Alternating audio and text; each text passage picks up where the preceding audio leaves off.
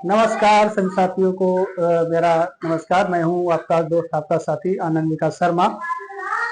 आज फिर एक नई वीडियो के साथ आया हूं जिसमें महत्वपूर्ण सुझाव देंगे आज छात्रों को, जो भी हमारे 10th या 12th के छात्र हैं, बोर्ड परीक्षा देने की तैयारी कर रहे हैं, उनके लिए मेरा कुछ महत्वपूर्ण सुझाव है जिसमें उनको कैसे पेपर करना है, क्या करना है, क्या क्या चीजें जाननी है, उन्हीं के बारे में बताऊंगा। तो सबसे पहला सुझाव हमारा है, यहाँ से देखिए, सबसे पहला क्या है, पूरे कोर्स को ध्यानपूर्वक रिवीजन करना है। तो रिवीजन बेटा, इस टाइम पर रिवीजन सबसे आपका महत्वपूर्ण रहता है।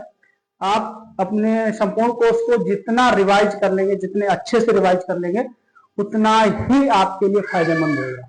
रिवाइज करने का मतलब ये नहीं कॉपी लिया और बैठ गए आराम से जो है पढ़ने लगे। रिवाइज करने का मन से रिवाइज करना है।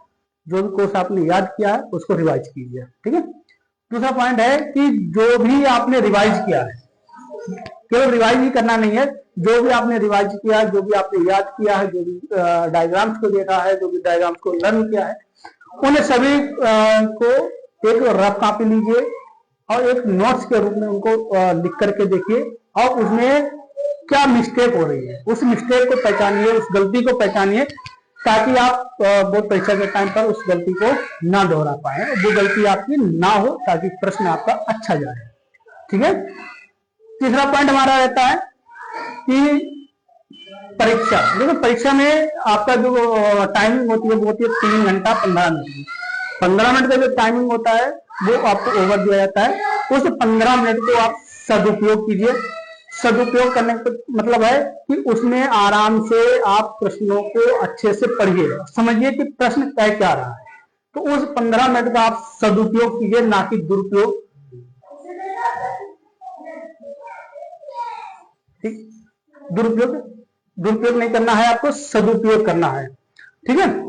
उसमें प्रश्नों को जरूर पढ़िए, आपको ध्यानपूर्वक पढ़िए, सबसे महत्वपूर्ण ये चीज आ जाती है। उसके बाद अगला पॉइंट है कि परीक्षा का जब शुरुआत करें आप, मतलब क्वेश्चनों को हल करने की जब शुरुआत करते हैं, यानी कि लिखना शुरू करते हैं, कॉपी को लिखना शुरू करते हैं, तो सबसे पहले आपको उन प्रश्नों को लिखना है जो सरल है। सरल का मतलब यहाँ पर ये नहीं है कि छोटा सा 2 नंबर का क्वेश्चन कर दिया या 3 नंबर का क्वेश्चन कर लिया।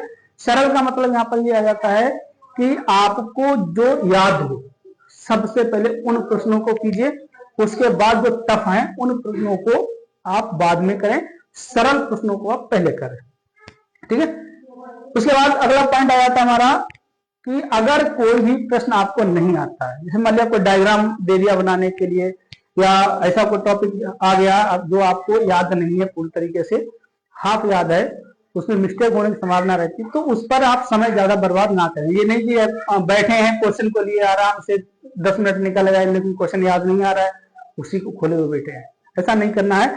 आपको तुरंत अगला क्वेश्चन को पढ़ना है। अगर अगला क्वेश्चन आपको आ रहा है तो तुरंत उसका नंबर डाल करके आप उस क्वेश्चन को करना शुरू कर दीजिए, क्योंकि ये ज्यादा देर तक रहना समय की बर्बादी है, क्योंकि समय हमारा बहुत उपयोग होता है। 3 घंटा का ही समय मिलता है, 3 घंटे 15 मिनट का, ठीक है। तो उसमें जो है आपको सारा काम करना है, सही से प्रश्न को भी पढ़ना है, देखना भी है, समय बर्बाद नहीं करना है, ध्यानपूर्वक, ठीक है।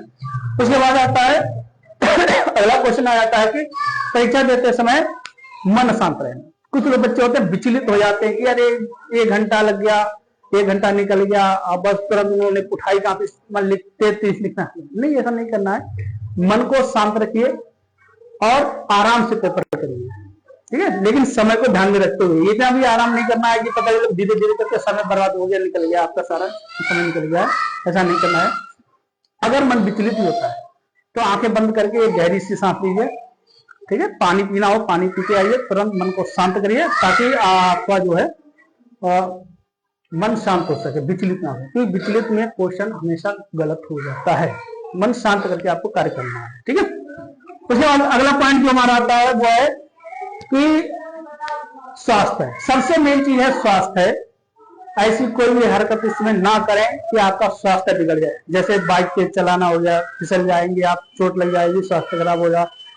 रात को ज्यादा जागना है, नींद पूरी नहीं होगी, स्वास्थ्य खराब हो जाए, तो नींद भी अपनी भरपूर लें, ठीक है। स्वास्थ्य का विशेष ध्यान रखें, कपड़े ज्यादा से ज्यादा पहने ताकि ठंड ना लगे, बुखार ना आए, आपको फीवर ना हो, इन सारी चीजों को भी ध्यान रखना है। तो यानी कि स्वास्थ्य को आपको अपना सही सलामत रखना है, क्योंकि स्वास्थ्य अगर स्कूल में खराब हो गया तो आप डिस्टर्ब हो जाएंगे और भी साथ में जो बच्चे होंगे वो भी डिस्टर्ब हो जाएंगे। ठीक है, तो स्वास्थ्य को ध्यान में रख करके सारा करना है। अगला पॉइंट है, मेन चीज क्या है आपका, मोबाइल का प्रयोग। मोबाइल का प्रयोग जो है वो बिल्कुल नहीं करना है। इस टाइम पर आप घर वालों से कह दीजिए कि पापा ये पकड़िए मोबाइल हमारा, 1 महीना के लिए हम इस मोबाइल को त्याग करते हैं। तो मोबाइल का त्याग कर दीजिए। आवश्यकता पड़ने पर अगर कोई आपको टॉपिक देखना है, सर्च करना है कोई चीज, तो आप उसका उपयोग कर सकते हैं, लेकिन उसका दुरुपयोग नहीं करेंगे, सदुपयोग करेंगे। ठीक है। उसके बाद पौष्टिक आहार लेना है और नींद को जरूर पूरी करना है। नींद जो है अधूरी नहीं रहनी चाहिए, क्योंकि दोपहर इंटर वालों का जो दोपहर को पेपर होता है 2 बजे से, उस समय बहुत नींद आएगी अगर आपकी नींद पूरी नहीं होती है, और नींद आने का मतलब है पेपर का डिस्टर्बेंस होना। ठीक है, तो इस चीज को विशेष ध्यान रखने की आपको जरूरत है। नींद जरूर पूरी करें, नींद में जो है कमी नहीं आनी चाहिए। ठीक है, पौष्टिक आहार भी लेते रहे, ये नहीं कि पढ़ाई करने बैठ गए खाना पीना सब भुला दिया, ऐसा भी नहीं करना है। ठीक, खाना भी खाना है, पौष्टिक आहार भी लेना है, सारा काम करना है।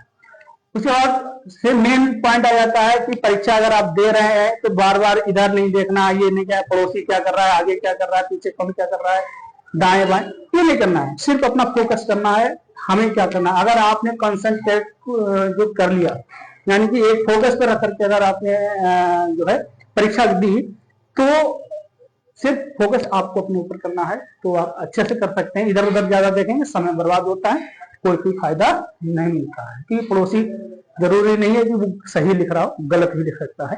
ठीक है, तो आप अपने ऊपर कॉन्फिडेंस लेकर आइए, अपना स्वयं करिए इधर उधर की देखने की बजाय। उसके बाद सबसे अगला पॉइंट जो आ जाता है हमारा, वो है कि घर से निकलने से पहले आप अगर बॉक्स लेकर के जाते हैं, किट लेकर के जाते हैं, तो उसमें अपना एडमिट कार्ड, 2 पेन, कम से कम 2 पेन होने चाहिए, काले 2 नीले पेन होने चाहिए, कि एक अगर बंद हो जाए तो दूसरा सही रहे। ठीक है, 2 काले पेन, 2 नीले पेन, एडमिट कार्ड, आधार कार्ड, इन सारी चीजों का ध्यान जरूर रखें, क्योंकि अगर एडमिट कार्ड या आधार कार्ड आपका मिस होता है तो आपको परीक्षा से वंचित किया जा सकता है। ठीक है, तो इन चीजों का जरूर महत्व रखें। पेन खत्म हो जाएगा, फिर वो कौन देगा, वहां पर फिर आप बैठे रहेंगे। तो इन 3 चीजों को सबसे विशेष चीज है कि एडमिट कार्ड, आधार कार्ड और आपका पेन, इन चीजों को अवश्य चेक कर लें घर से निकलने से पहले। ठीक है, इसकी जांच अवश्य कर लें। उसके बाद अगला पॉइंट आ जाता है, कोई भी अनावश्यक सामग्री। अनावश्यक सामग्री का मतलब होता है जैसे नकल हो गई, पर्ची हो गई, इनको आपको नहीं लेकर के जाना है। उसके साथ साथ अनावश्यक में आपकी बेल्ट भी आ जाती है, अनावश्यक में आपकी इलेक्ट्रिक वॉच भी आ जाती है, जो आप लिए बैठे हैं इलेक्ट्रिक वॉच लेते हैं, ठीक है, वो भी आपको नहीं ले जानी, वो भी आपकी उतरवा दी जाएगी। जूते का इस बार जो है जूता उतारने के लिए मना कर दिया गया, सरकार ने मना कर रखा है, इस बार मना कर दिया, लेकिन कहीं कहीं हो सकता है उतरवा भी दें। ठीक है, तो इस चीज को देखते रहना है। दूसरी चीज है सबसे महत्वपूर्ण, ये बच्चों के साथ साथ हम अभिभावकों को भी एक सलाह देंगे कि अगर आप अपने बच्चे को मोटरसाइकिल देते हैं परीक्षा केंद्र तक जाने के लिए, पहली बात तो ये है कि सवारी अगर उपलब्ध है तो आप सवारी से जाइए, अन्यथा कोई भी अभिभावक अपने बच्चे के साथ जरूर जाए। ये मेरा अपना ओपिनियन है कि जरूर जाना चाहिए।